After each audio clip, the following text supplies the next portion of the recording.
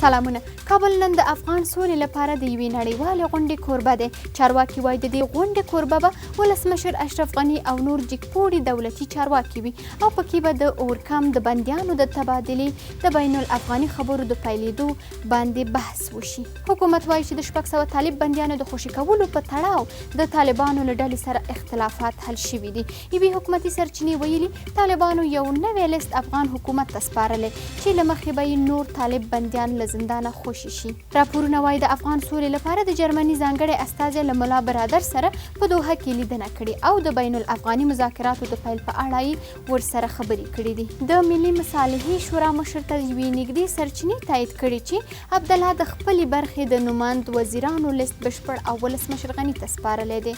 او د هرات د سوداګرۍ او پانګونې خونې چارواکي وایي د تیر کال په پرتله د کال لومړیو 3 میاشتو کې د دې ولایت د صادراتو کچه 10% ټیټه شوې ده.